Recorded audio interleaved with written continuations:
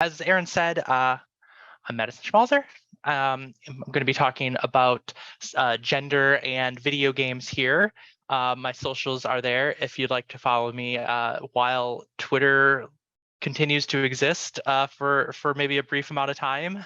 You can find me there or email me. And I guess before I even get into this, I kind of want to acknowledge something. I'm going to be talking about transness, transsubjectivity in relation to video games. And a part of me, in light of, I guess, horrific kind of anti-trans violence that's been happening over a large course of time, but especially in the past few days, I don't know. Feels kind of uncomfortable sometimes to talk about video games at a time like this, but I'm hoping that some of the things that I talk about here are linked back to some of these larger political, societal issues in a more serious way as well. So this is just an acknowledgement that I'm giving this talk and I'm kind of aware of these things and I'm sad and angry about them as it's happening. And I'm trying to sit with that and work and figure out ways to work with and through this. So with that out of the way, let me get into the actual talk. So what I'm going to be presenting today is kind of a collection of ideas that is kind of from a few different projects. They're going to partially be derived from stuff I've been working on through my time at North Carolina State University's Communication, Rhetoric, and Digital Media program that ended up being my DIS, Transition Games, Speedrunning, Gender. So I'm going to be talking a little bit about that in this routing the run section here, but I'm going to be shifting into some other ideas surrounding the kind of societal rules that go into video game play, the temporalities then of trans identities and video games and how they inflect on one another. And I'm going to end off on some ideas surrounding glitch later. And I first want to mention that dissertation that this will be partially derived from. And as the title of that work suggested, that was about gender transition as well as games. It was a call to transition games, that is to change them, to take the rules to make them something else, which is something I find inherent to speedrunning. In changing the rules, the hardware, software, and embodied relationships to games are altered as well. Orientation towards play become transformative. At the same time, the subtitle was Speedrunning Gender, and that allowed me to take the critical lens that speedrunning afforded me to rethink games and turn it back on other systems of rules, like gender. How do we speedrun gender? This has little to do with going fast. Speedrunning, after all, is a long, slow process. I instead ask how speedrunning, as a process and collection of practices that transforms games, can become an orientation towards gender. How do we take gender's rules and warp them to our desires? And in doing so, how do we alter the metaphorical hardware and software gender operates on, as well as our embodied relationships to gender?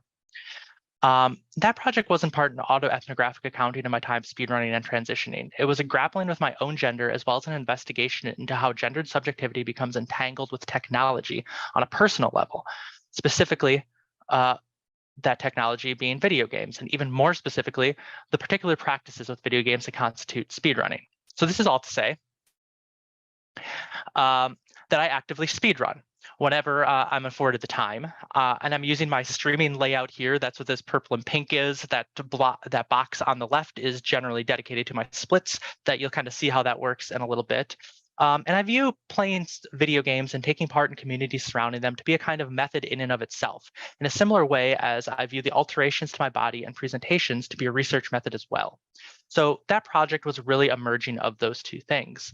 And I'm now removed from that particular moments, the early days of transitioning that produced that work. And my thinking has been pushed in various ways by other projects I'm working on, such as one with my co-author who's on the call here, P.S. Berge, on what we are dubbing vectors of desire that are particular trans orientation towards play that unmakes game worlds. Also, I've been moving in other directions through engagement with the work of and conversations with scholars such as Whit Powell and Ariana Gass, who have been theorizing the glitch as a trans mode of existence that has a lot of overlap with the ways I've been thinking about things. So I want to mention upfront that this project is a part of what I and a coterie of other scholars would call trans game studies. I hesitate to firmly define trans game studies broadly. It's clear to me that many scholars have very different takes on what it looks like, from focuses on trans representation to the ability to express the trans rage through play, to playing with glitches and undermining firm ontological conceptions of bodies, to playing with identity in digital spaces, and the list could go on. The only real unifying feature to trans game studies is the care for and centering of transness in game studies. It also seems clear to me that the exigence for this is in some ways a reaction to queer game studies, even if trans game studies is indebted to and tightly entangled with queer game studies, which I'll talk about in more detail later, but it's a recentering of transness in these discussions. So with all that preamble out of the way, I want to start with how am I thinking about speedrunning in relation to transness? And I'm thinking of it through two different ways. One is on the layer of metaphor. I argue that the practices of speedrunning become a metaphor for the practices of transsubjectivity. Speedrunning, and play more generally, becomes a way to understand, articulate, and imagine transness. But over the course of this talk, I also want to think about how video game play practices become a kind of trans embodiment themselves. It's not just a way to imagine and think about gender or transition. It's a way to actually do it, to produce new bodies and new subjectivities. And we need to talk a little bit about what speedrunning is, though. There's cultural conceptions of it. You might be familiar with it from just being in video gaming communities, but I want to drill down into it a little bit before we get into this.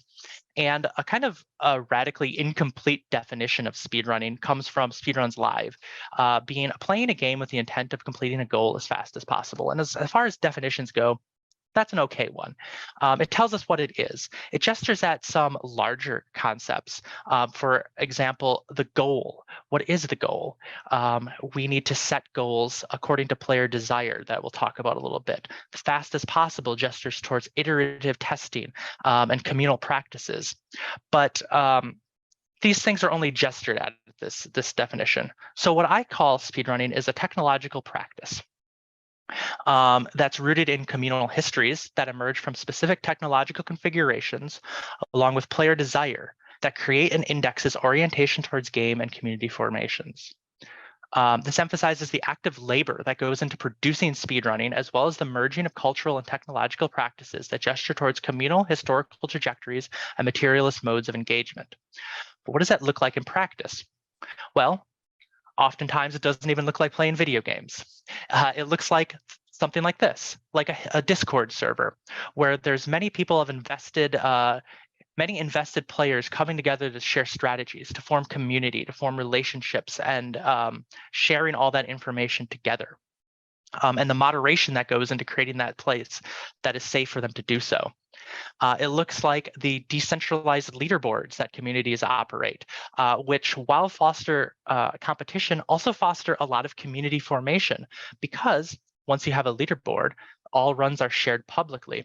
I can see everyone else's runs. Strategies are shared and mutually talked about. There's no hiding anything in these competitions. There's always a push to drive the time down and become the best that they can. It also looks like categories and rules, communally forming the rule sets for how we play, which are labeled categories, which are going to be something that are very important going forward. And when we finally get to the games, they look a little something like this, where I'm speedrunning Undertale. I skip all this text that I can't read anyways because it's in Japanese. I perform these quick movements to then skip dialogue and narrative, often in dramatic fashion. The entire worlds of games are completely ignored. There's an old proverb in speedrunning that walls are only suggestions, as I just clip out of bounds here and glide to the ending of a level. The entire world of games are reconfigured through this orientation towards play, wherein the narratives, diegetic structure, none of it matters anymore. We have a completely different understanding what the system itself is. And finally, this clip of me running Hades here, fighting the final boss. Hades is a notoriously difficult game. This might look like an impressive feat to any of you that have played this and tried to fight the final boss and failed, but to me, I watch this and I see the small sub-optimizations, particularly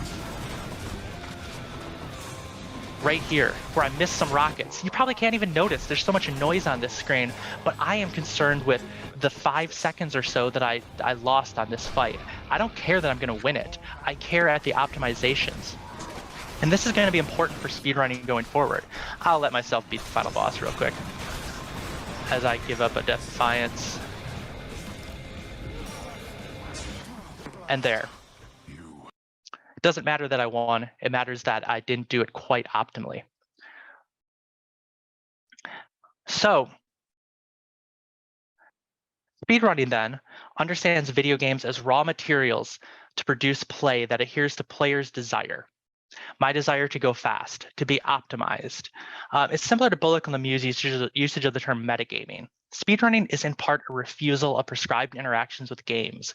Instead, new rules are mapped onto the materials of games, reconfiguring orientation towards hardware and software, and producing new ways to play that can alter our orientations towards temporality and even our understanding of rules themselves. I make a connection here. In the same way, various technocultural practices that produce speedrunning, so too are there a litany of material, historical, communal practices that produce contingent constructions of transness. Transness is itself constructed through the labor of many people, through technological interventions, and through reconfiguring of societal rules. I would be remiss if I didn't mention that this contingent construction of gendered subjectivity is not at all unique. It is the way that gender and sex both work writ large.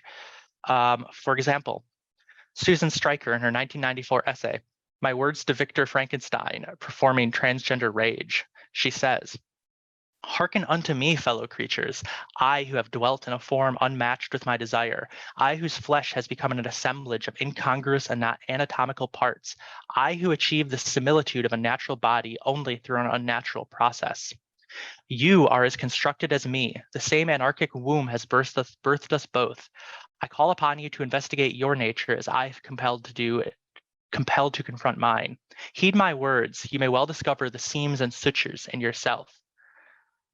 I'm fond of the term technogender that Paul Preciado uses to describe this, the ways in which biopolitical regimes create subjectivities through technological interventions such as pharmaceuticals and pornography.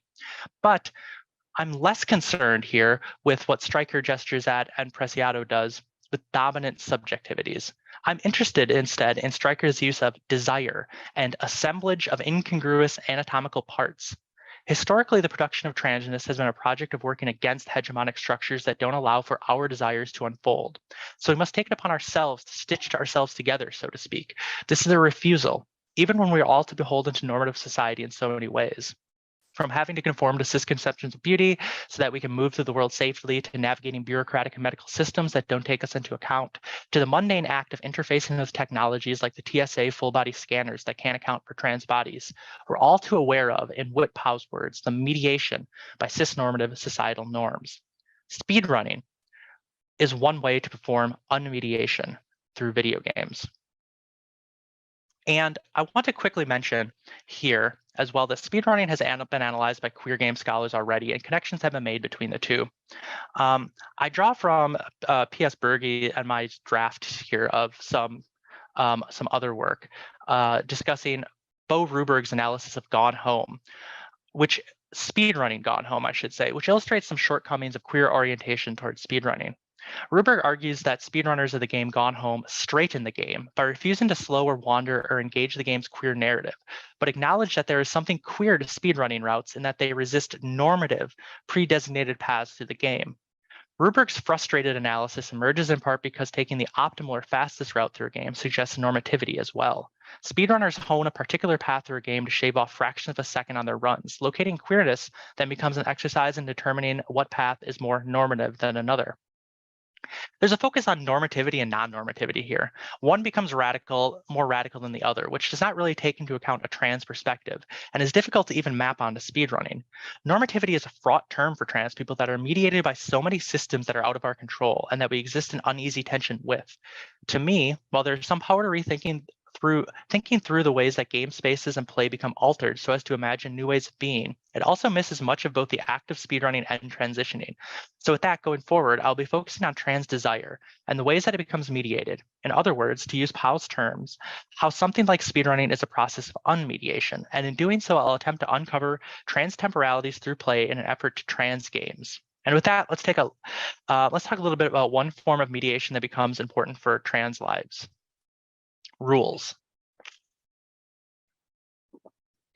Rules are obviously central to games. A whole host of game scholars have conceived of rules as almost definitional to games. Additionally, at a larger scale, Foucault demonstrates the ways that rules become categories by grouping like things. They also govern the internal structures of those categories, prescribing the behavior.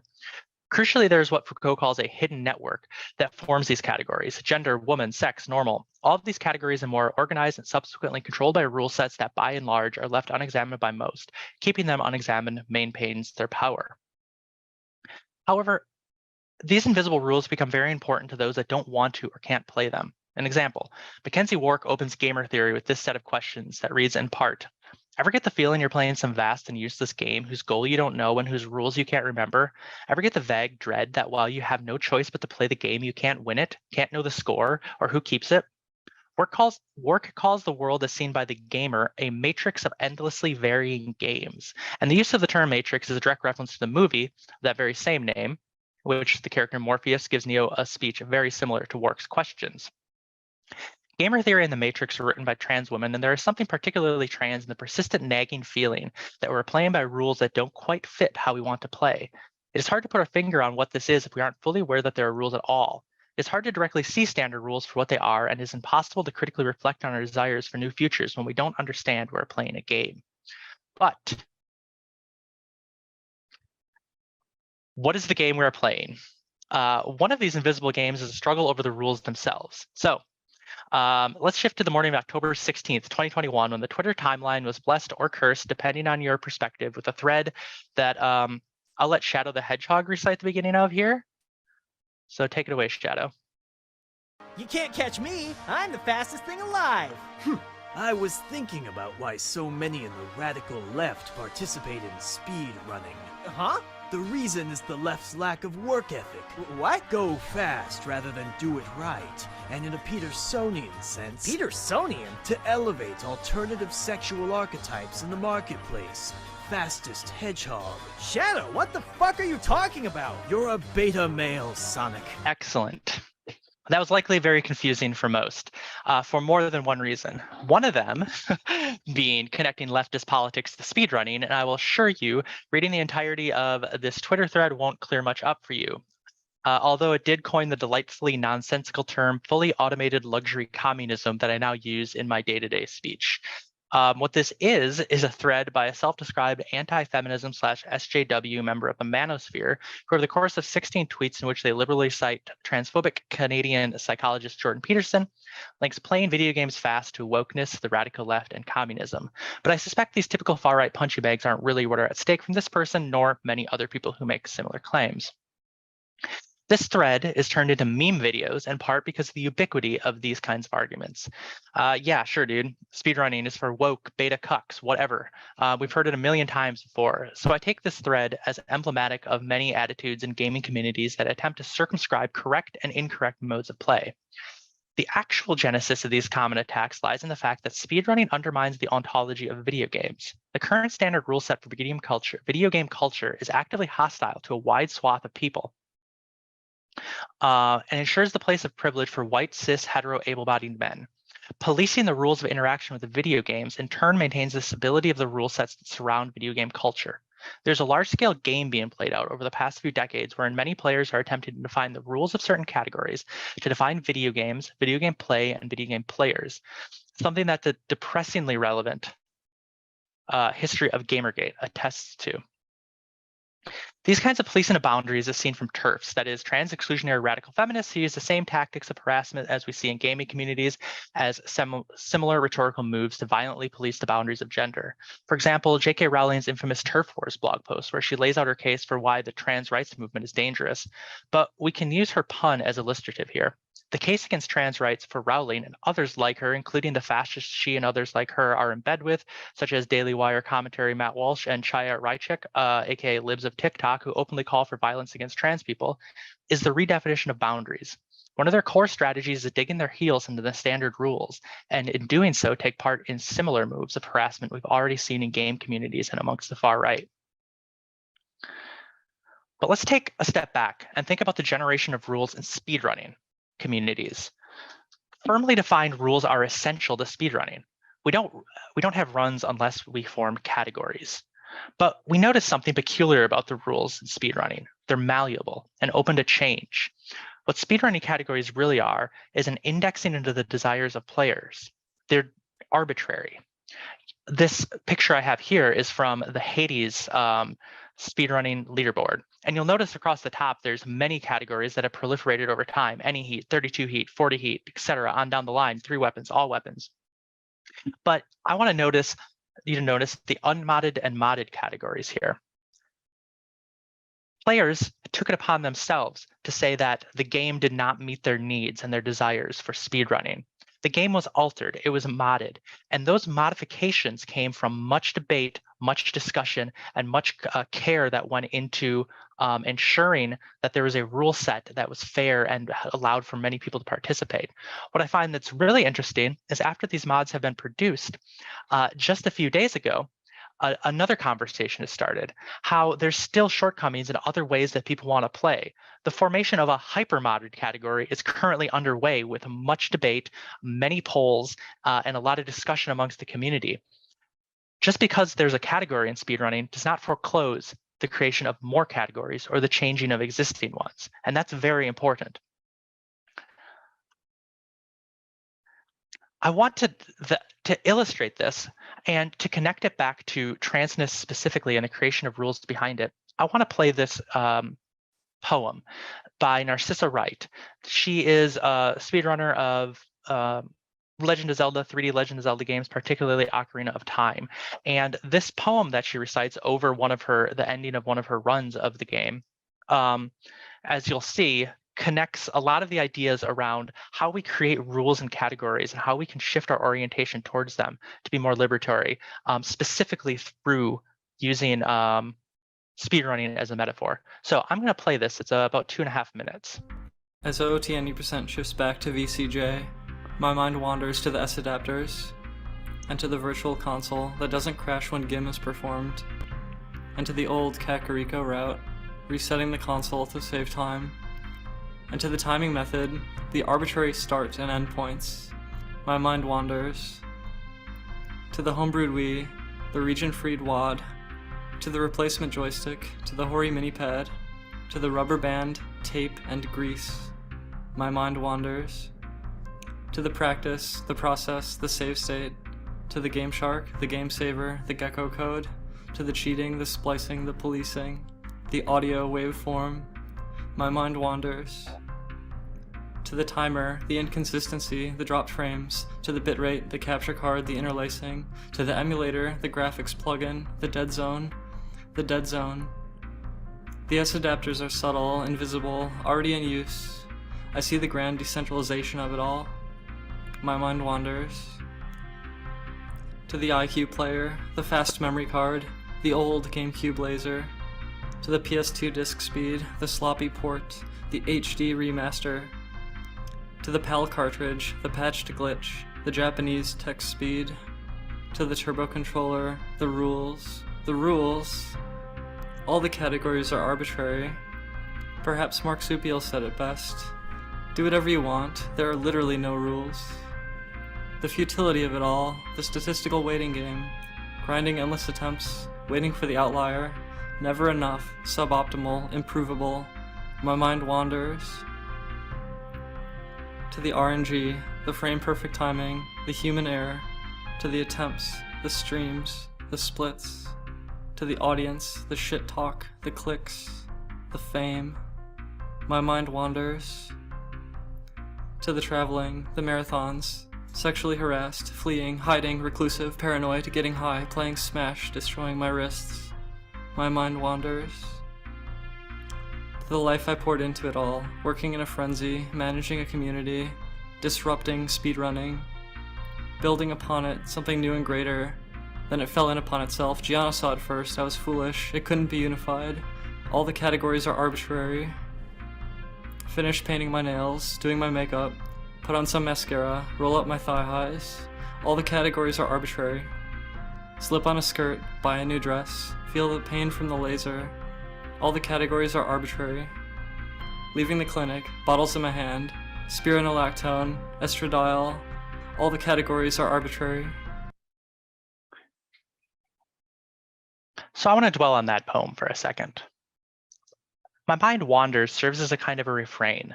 The poem is a reflection on speedrunning as a large community, speedrunning as a personal practice, Wright's role in speedrunning communities, and how her personal transition fits into all of it, and how transness and speedrunning reflect one another. Her mind first wanders to a detailed accounting of the hardware, software, and glitches that go into creating an Ocarina of Time any percent speedrun. The listing highlights the ways that the run shifted over the years, incorporating new discoveries and tricks that require different hardware and orientations towards the game.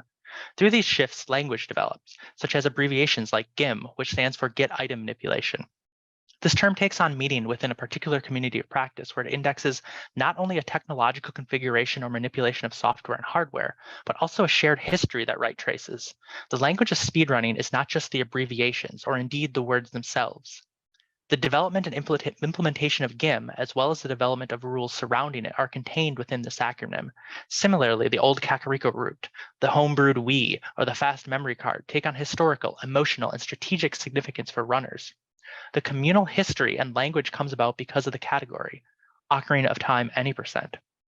It is the category, the rule set, that gives meaning to this collection of objects. A legibility comes from shared rules and categories. The rubber bands used to lock a joystick into a precise position, the minute dropped frames, the rate that a PlayStation 2 disc spins, the speed at which Japanese text is written to a screen all become meaningful and legible within the history of Ocarina of Time any percent speedrunning. But about halfway through the poem, there's a change. She abruptly exclaims, "The rules, the rules." Her mind wanders to the rules, as it inevitably does for any speedrunner and trans person. Once speedrunning understands rules as arbitrary, it can shift. As she muses, I see the grand decentralization of it all. There may be disagreements, there may be dangerous factions that need to be guarded against, there may be fracturing and multiplicity, there may be violence, there may be personal risk and pain, and as Wright mentions, there is immense harm that she sustained over her years in the speedrunning scenes. The arbitrary categories are not inherently liberatory or freeing. There are rules and cultural practices that are outside of our control. We are mediated, after all, and it takes an immense amount of labor and care to create, manage, and maintain any one category and to keep those within it safe, at least as best we can. A tremendous amount of work goes into establishing categories, containing rules that serve those that are interpolated into them, as well as forming a space of legibility for players to come together. But that work is how we develop some kind of productive counterpower. She ends her poem shifting away from speaking about speedrunning to her own transition. Her mind no longer wanders. This last part is spoken in the moment and seems to be built from the reflection she has had on speedrunning.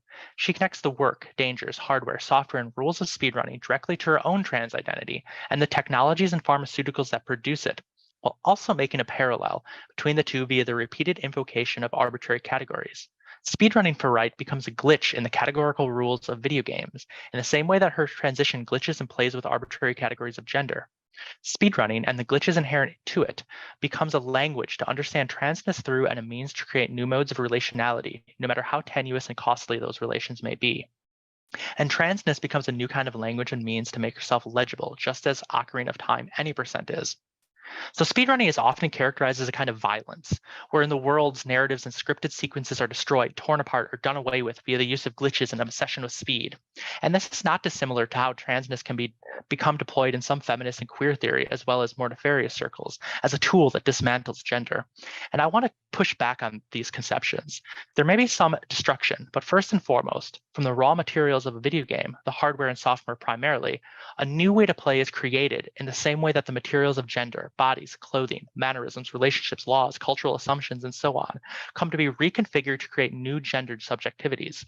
Sure, we may smash things over our metaphorical knees, but we create something new from the fractured pieces as well. So I understand speedrunning then to be a way to unmediate video games, to take the mediating rules of capital G gaming and undergo the labor to produce alternative ways of play that adhere to the desires of those that are playing.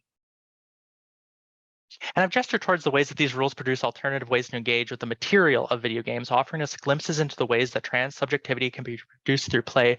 But I want to shift to talking about temporalities here. Speedrunning is all about speed, right? Going fast and optimizing movement. Yes and no. This conception of speedrunning is based on the fact that most people's engagement with the practice comes from seeing fantastic feats that they're the top of leaderboards, the first, second, third places that we see, and featured at major events like Games Done Quick. This, to me, is not dissimilar to conceptions of transness that are reinforced with media artifacts like before and after and trans timelines. They show us starting in one place and ending up fully realized at a stable identity elsewhere. But this is all kind of bullshit. We never end up stably anywhere, and there's a lot of work and time that goes into producing those images. Nothing could be that simple. And I want to focus on the reset. What's pictured here are my splits for Hades modded 3 weapons. That is the times of my previous runs, this being my personal best times. And you compare yourself against these as you play. You'll notice, though, that up in this top corner, I keep track of how many times I've attempted this category. At this current moment, as in this morning, I am at 838 attempts. I've ran this category 838 times to try to improve it and get better. I've only completed 85 of them. This is what we call a reset. We start over with the run.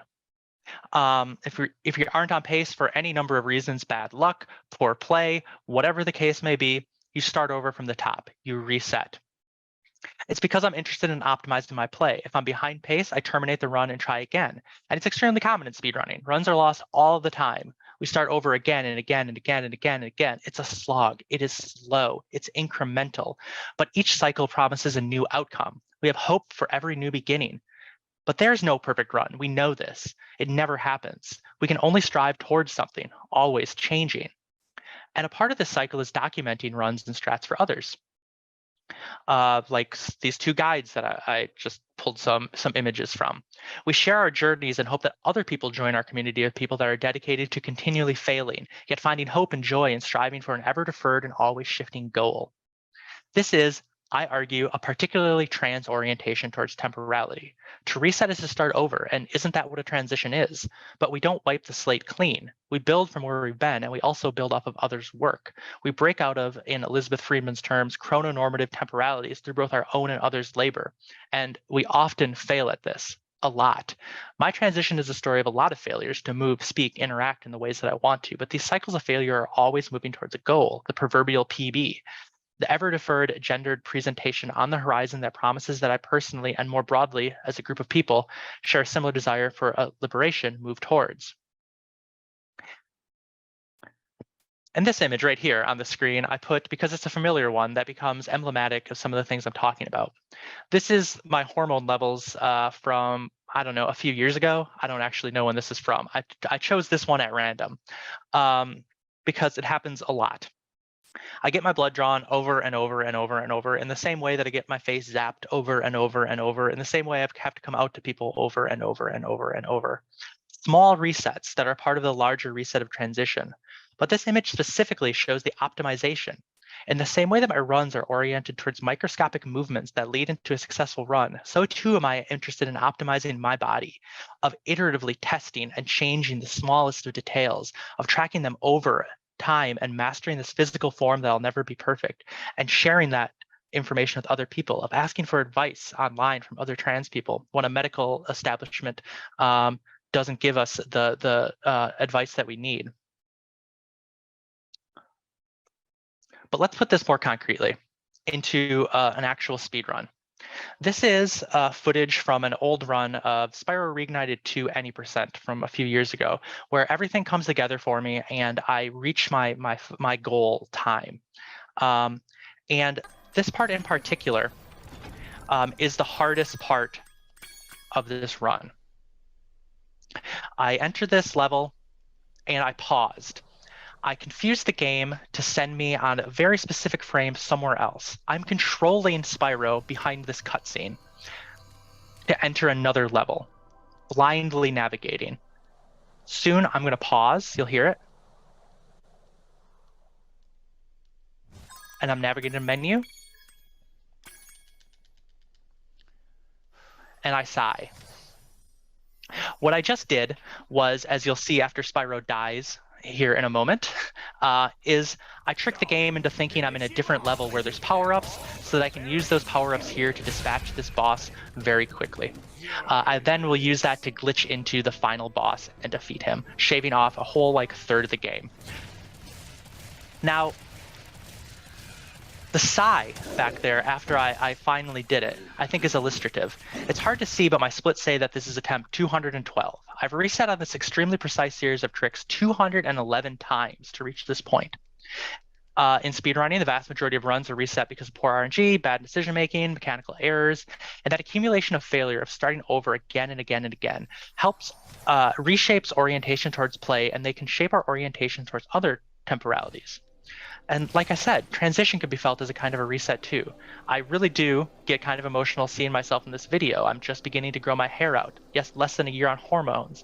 I'm just beginning to start over, to cut through the dissociation that has maintained me through nothing but inertia, to do the work of trying again. And I don't know where any of the practices of transition will lead me. Just like speedrunning, there's so much RNG. What will I look like? How will my family react? How will this affect employment? And it's scary attempting to move on from the past. But practices with video games like speedrunning can allow us to embody alternative temporalities. The reset has changed the game and has changed me. On a physical level, I become attuned to the run. The run's temporalities are ingrained in my fingers and joints. A trans understanding of our bodies is one that recognizes them to be malleable. And I'm going to pause him. Well, I'm at the final boss. They are constructed technologies that connect with and incorporate other technologies into them. Speedrunning is one of those technologies for me. So as I change my body through pharmaceuticals and a whole host of gender technologies, speedrunning also changes me, but just not just in physical ways. Video game temporalities, like all media, come to bear on the ways we engage with the world and understand it. For me, speedrunning is a particularly trans-temporal mode. The temporalities of the reset that are so central to speedrunning have helped me reflect on the temporalities of my own life. On another level, transitioning changes my relationship to gender technologies, while speedrunning changes my relationship to video game technologies.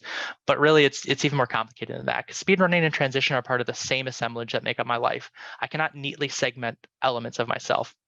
So speedrunning can alter connection with gender, and so too can transitioning inflect on video games. And this last section is short. I want to gesture towards some ideas that I'm working with right now that build off of Whit Powell's argumentation with media glitches as unmediation. So I ask, how do trans people desync with the media that is our own bodies, forming some kind of stable or flickering subjectivity? Speedrunning and transness have been conceived of glitches in gendered subjectivity. We are mediated by the world around us. We don't quite fit into the systems we are interpolated into. We don't sync with the world or our own bodies, and we become glitches. How do these subjectivities then synchronize or not with the other media forms we interact with? Or in other words, how do we become cyborgs? Or how do we become glitched cyborgs? I use the concept of synchronization to describe how we come to control our bodies without lag, how the immaterial and material emerge to create subjectivities through media. I find identification, as it is used in video game studies, to be a particularly powerful concept to interrogate. Identifying with a character in a game can be powerful in that it allows for acting on our desires to be other. Interfaces presumably fall away, and we are unaware of bodies at screens or hands on controllers. We are transported, immersed in virtual worlds. But what about when we speedrun? There's a kind of telepresence, sure, but identification does not work in the same way as when we understand video games to be manipulable software. The representational space of player characters and narrative is heavily decentralized. Instead, we are interfacing with software and hardware, but even before that, we must interface with ourselves. Our own bodies become a piece of media we must interface with so that it can become an extension of our desire. And that synchronization is never perfect. Otherwise, we wouldn't have speedrunning. The errors in the RNG are what makes speedrunning what it is. If everyone was perfect, we wouldn't need to have the practice of speedrunning. So to transition is to grapple with uneasy synchronizations, to bring our bodies into sync with our desires. And extending that synchronization over time is difficult. There are glitches in the matrix.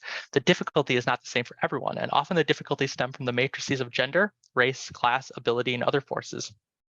outside of our direct control. However, by incorporating and synchronizing virtual and physical technologies with our bodies, that is, becoming imperfect glitch cyborgs, we come to produce new kinds of subjectivities, new bodies, and new modes of living our lives.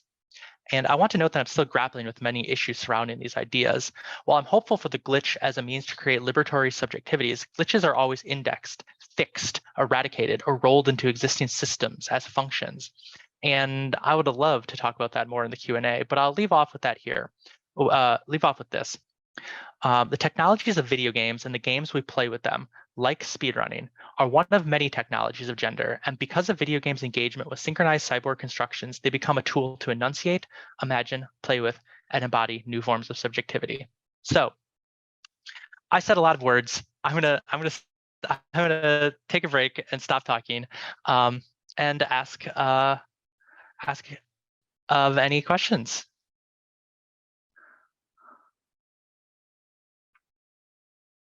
Thank you so much. Excuse me. Thank you so much, Madison, for this really, really, really profound and thoughtful and theoretically rich talk. I see Mar has their hand up. So I will pass to Mar first. But before that, I just want to remind everyone, if you have a question, feel free to raise your hand. And if you don't feel comfortable raising your hand, you can always sort of drop a question in the chat. But yeah, so Mar, you can go ahead and start the Q&A session. Thank you very much. I don't know if I'm glitching in the video. Yeah, you're glitching good. That's fine. In like attuned to the talk. So thank you so much, Madison. This was fantastic. Let's be friends, please. Absolutely. And I am also in video game studies, glitching temporality, but more at the queer side. Mm-hmm. So I really want to hear about glitching, that part that you just skipped about glitching and indexing. Mm-hmm. And please go off. I want to hear more. Okay, yeah. So as I'm kind of thinking about this, really my whole talk here, even if it wasn't directly referencing it the whole time, was in some ways thinking about the ways in which certain bodies are glitches in the kind of normal functioning of society and how we do or do not slot into that. And oftentimes we have in queer studies, in particularly in relation to video games, we think of glitches as this kind of something that gestures towards a new libertary future, something that can allow us to escape the mediation of the world around us. And I just gave a very long talk that kind of buys into that, and I really do find that profound as this kind of way to, at the very least, imagine ways to be other. What I was gesturing towards at the end, though, is how do we continue to do that? Glitches become indexed, right? Speedrunning in particular, my objects of study, we give names to them. For example, in the poem from Narcissa Wright, I talked about the get item manipulation, right? Now that this glitch is given a name, we know how to use it, we know how to initiate it, we operationalize it towards certain goals. Does it do the same work as it always did, or do we have to continue to find new glitches? I'm curious, and this is like an open question to the world and everyone out there, if there's always another glitch out there to find. If the work that I am doing and other speedrunners are doing are foreclosing opportunities for new futures by writing about these glitches. Once we know about the glitch, does it cease to become a glitch, or does it need that kind of moment of rupture, that moment of surprise to do the kind of work that we often talk about it doing? And that's where I'm at right now, putting those kinds of questions out into the world and seeing what other people think, because I'm not sure. And I want to balance both of those kinds of things while still attending to the care that should go into, I guess, the care that should go into how these glitches actually do work for people in the world, if any of that makes some amount of sense. Yes, it's a way of, if you inject the glitches and you put them, you make them known, they become markers in the trail for other people, Mhm. so they can use glitches. But they can be, and also on the other side, they can be abused and used in ways that not only are unintended, but can be warped to create more problems than solutions. True. I think I think you're right. It's very complex. No, I'm just like thinking about it, how Mhm. sometimes vocabulary is just appropriated, and some forms and some practices are appropriated in ways that actually make the glitch less effective in a broader sense than more effective. Yeah. As in, when you have glitches and the glitch becomes very known in the game, it is fixed, or it's used in a way that that you cannot achieve the same thing anymore after an update or a DLC or the Right. next. That's And I'll why say, open are very, very popular with speedrunning, because they cannot. yeah. And I'll say I see connections to, like, I guess, queer and trans politics more broadly, right? How we um, uh, say how we're interpolated into kind of capitalist systems, so that to become a market segment, for example, right? No longer a glitch. This identity has been named and understood and then operationalized, right? These are the kinds of things that I'm kind of trying to think about and make connections to. But yeah, I guess David. First of all, thank you very much for a wonderful, lovely, and sort of vivifying talk. As I am sitting here and listening to all of this rich information that has been given to us, I'm sort of really curious about any sort of work that you might have done either in the dissertation or in your own research or elsewhere about the sort of frictional nature of trans gaming, particularly in regard to something like disability or crypt theory, because the reason that I bring this up, one hand, is that on the one hand, I'm very interested in disability studies, disability media studies. On the other hand, there seems to me to be some really rich connections between these two corpus of theory, and also because you sort of mentioned at the end of this sort of talk about that very nature of the complicating and problematizing ideas of certain kinds of subjectivities, including disability, and particularly, I promise coming to the end here in a moment, but particularly what's fascinating about your talk, as I am sort of taking it in, is this question of temporalities, and also this question of fitness and the idea of the misfit, all three of which are really sort of central to certain brands of disability studies and disability media studies through people like Rosemary Garland Thompson,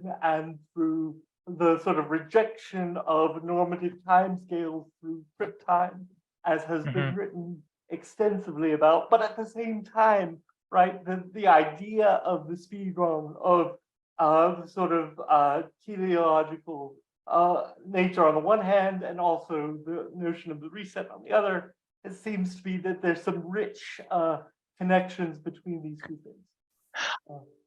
I think you're absolutely correct. I think trans studies and disability studies broadly speak to each other very, very directly in a lot of ways. And I think back to just the quote that I pulled from Susan Stryker about investigating the sutured nature of everyone's subjectivity, right? The ways in which that all bodies are constructed to fit a particular norm or a particular kind of whether it's gendered, whether it's in race, whether it's in relation to ability, right? Revealing that kind of production, that work that goes into it. And then I guess and elsewhere I've talked about then and I gestured towards it at the end, like I think you said, the word you used was friction, and I think that's really great, where now we see the friction for some bodies, some subjectivities don't quite fit into that. That's what the glitch is to me.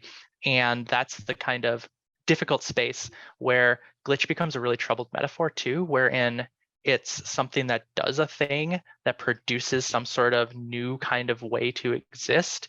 But also often there's an impulse to eradicate it, right? And how do we make space for a glitch, and how do we avoid redefining it as normative, and but also care for it, is care for the glitch is something that like I'm kind of concerned with. So I think you're really right.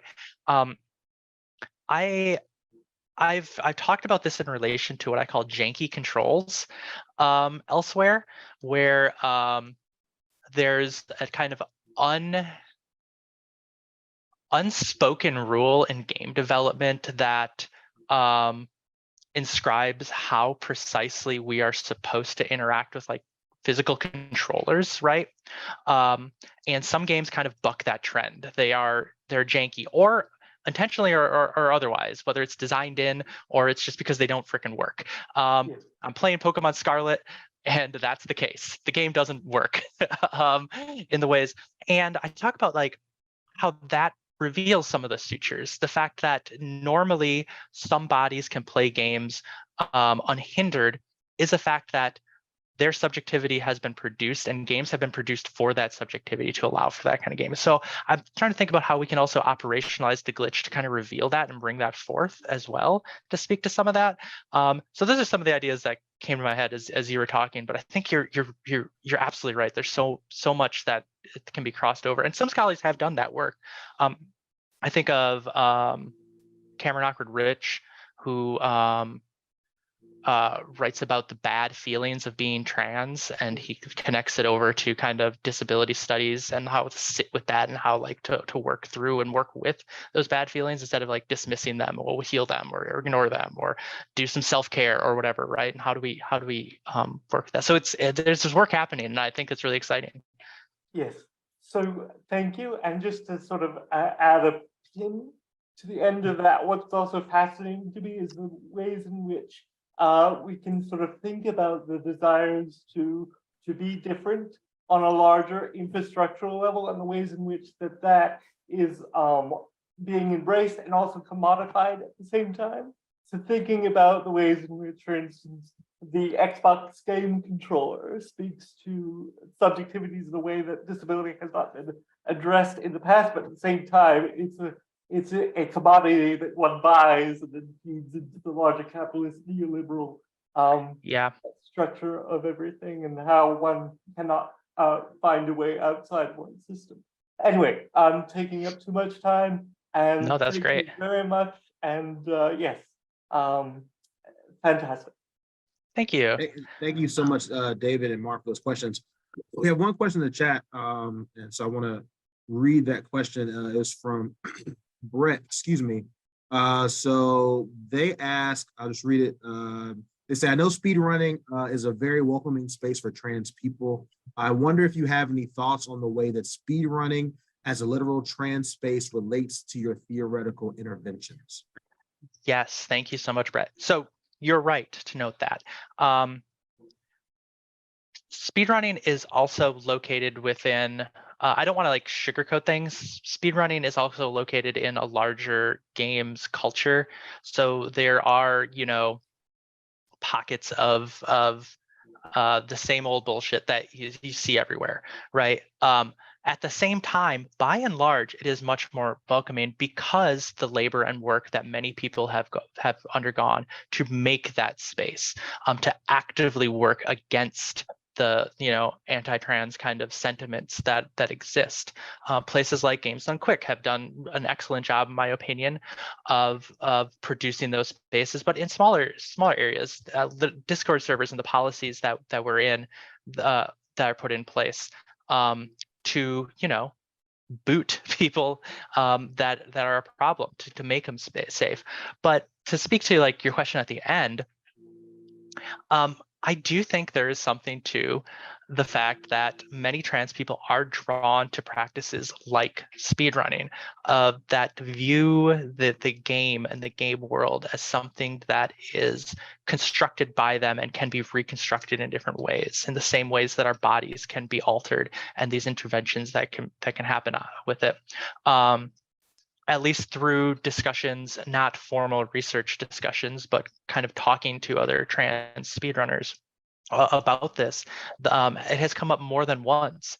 And outside of speedrunning specifically, my dissertation, I kind of note a handful of different ways where media or other practices, from swinging a hammer and building fences to riding a bicycle, allows for different kind of meditations and orientations towards one's own body that allows them to feel it in different ways and grapple with transness. I think speedrunning specifically allows for a lot of that. It's extremely physical and embodied for video game play, and also does that tearing apart and kind of structuring of rules at the same time. But yeah, as a whole, speedrunning is a great place. And on top of that, most of my advice for like through my transition came from fellow speedrunners in Discord servers that were set up to allow for spaces not only talk about speedrunning, but talk about accessing medical care, going through the bureaucracy of all the stuff that you have to do. So yeah, like there are places where people care for one another and produce not only video game play, but these kind of mutual subjectivities. So thanks for the question, I guess. Thank you so much for that question, Brett. We have one more question in the chat from Juan, and I'll go ahead and read that.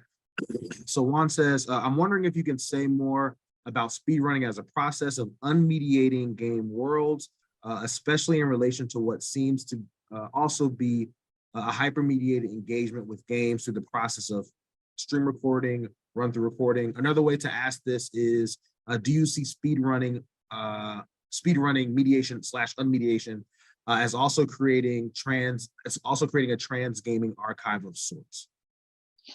Yes, thank you so much. Basically, yes, at the end there. So you're right.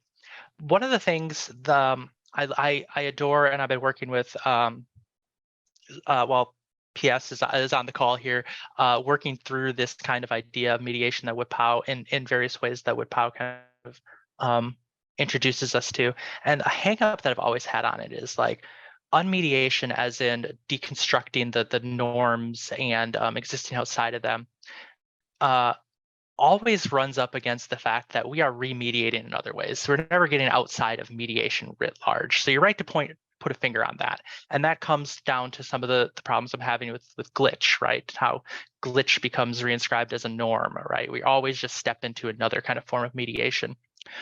But that is what I was trying to gesture towards when I talk about the Discord spaces where people communicate and should share their thoughts. When I talk about the guides that are produced, right? When leaderboards become guides, they're not just leaderboards. We think of them as these competitive spaces, but they're archives of all the labor that people have put into to produce their runs and their speed runs. It's not about necessarily the top time, the second time.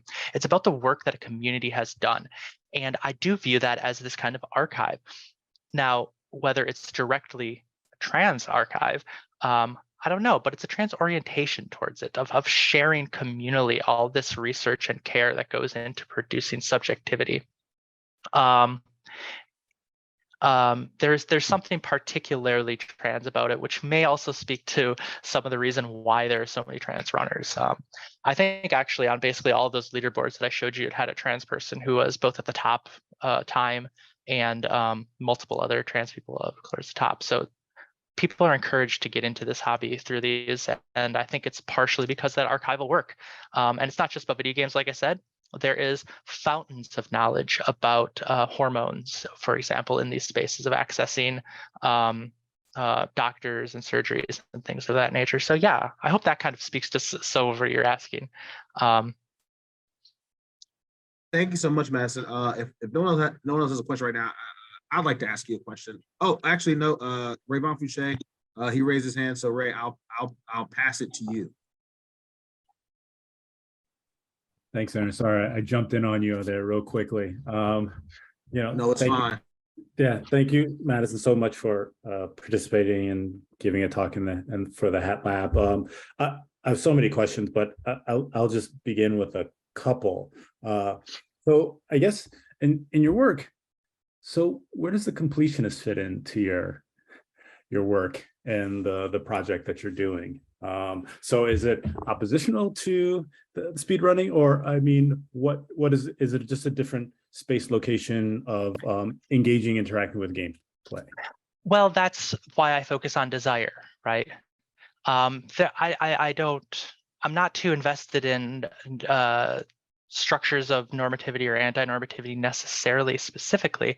It's another orientation towards play. In the same way that speedrunning categories proliferate based on player desire, in the same way gendered categories and presentations proliferate in this world, I want to think about spaces that allow for desire to both be unfold and be produced.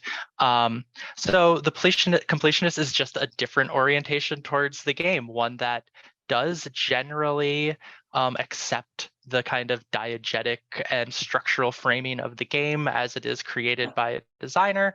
And I haven't necessarily kind of grappled with all the implications of completionists, but I have no truck with them. I have no real bones to pick with basically any way that people play. I'm interested in proliferating modes of play rather than kind of shutting them down in any capacity. Yeah, no, I don't think it was meant that way, but just as more just think about the way you're thinking about the interpretive flexibility of gameplay. And yeah, well, the completionist, right? You know, as a person who doesn't game very much, so you're gonna I'm gonna show my lack of knowledge here. So let me just kind of tiptoe very gently in there. So the completionist is about understanding and conforming to, in a sense, to the rules of the game. The way it's, in a sense, is generally structured. But you're talking about a different place of space where modding, freedom, the rule making is community based rather than corporate and socially based. So I'm intrigued about that as an opposite, as another space to think about this question that you're raising. And then I'm curious to think about how you distinguish between these terms, like optimization versus perfection versus glitch in the context of speed running. Again, a question from basically no information, no knowledge whatsoever. But as you're talking, those are the things that kind of were popping up in my head. It's like speed running is it about optimization or this goal for perfection, even though I don't know. That's why I'm asking. Yeah. So starting with perfection, that term. So I think something that comes up, and this is why I say playing the video game is like a method of research. When we look at speedrunning, it seems like it's about perfection. Going as fast as possible was in the literal definition. But you realize quickly that perfection will never happen. You will never be perfect for a myriad of reasons. One, because we're people in bodies with limited time on this earth is one of them.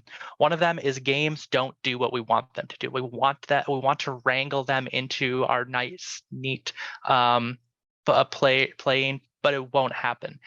It's this quest for perfection that's always deferred. It's always on the horizon. We're pushing towards it and we're going, and it is our goal, but we know that we're never going to get there. So we try to optimize things to the best of our ability. So speedrunning is an optimization problem at its core, right? It's what is the most optimal way to go from one point to another point to achieve a goal. But because we know that there's no perfection, there's also a risk reward that goes into this too, right? We come up against what we can actually do, what we can actually perform in our limited time. And part of that is the fact that we're glitched, the game is glitched, and we need to accept that. And then we put the glitches, we operationalize glitches towards that kind of goal and for that optimization. So I think there's that key distinction between optimal and perfect, where perfect is like this platonic ideal whereas optimal is the best we can do in our physical bodies in a certain amount of time. And I think that's really speaks to the things that I'm kind of talking about related to glitching, right? The way that we accept it, we work with it, and we find new ways to be glitched as a community and off the work and labor that other people have done. Does that speak to any of the kind of thoughts you're having? Yeah, no, completely and totally. I mean, I'm fascinated with the idea of like thinking about the. So does optimization allow for freedom and creativity, or is optimization another set of rules and routines that direct play? That's where the glitch comes in. There's always a way to be more optimal, and that's where the creativity comes in. The lateral thinking, the thinking about what are the other ways we could approach this, or what are the other ways that are safer to approach this. There's many things. Player expression is a term that's used in speedrunning communities because it looks like a very rigid kind of, we're going from one point to another and there's a best way to do it. But really, you'll notice the very fine-toothed differences in players. When I watch players of a game that I'm very, very, very familiar with, I know who it is, whether I see it or not. I see the very small differences in their play because we can't know what's perfect. And also, we're, again, bodies in meat space here, pressing buttons. We're going to have habits. We're going to have routines. So I don't think so. I think it's good to hold on to the fact that optimize doesn't necessarily negate these tiny glitches that keep cropping up, whether it's small, minute changes in pathing, disagreements on what might be the actual best way to do a thing, and on, and maybe even just finding a completely different route. It's happened so many times where people know a route inside out. They've practiced it for years. Shit, we found a game-breaking glitch. All of that goes out the window. Happened with Ocarina of Time, which was that the poem was referencing many, many times. All the skills that you thought you had, goodbye, someone found a different way to do it. So yeah, I mean, there's a lot of different ways that these things change over time, even though optimization might hint, like, initially kind of gesture at that. I think there's a lot more nuance to it than that. Thank you. Yeah, thanks. Thank you so much, Ray. If no one else has a question or wants to jump in real quick, I'll ask my question. Madison, so one, thank you so much for this really, really awesome talk.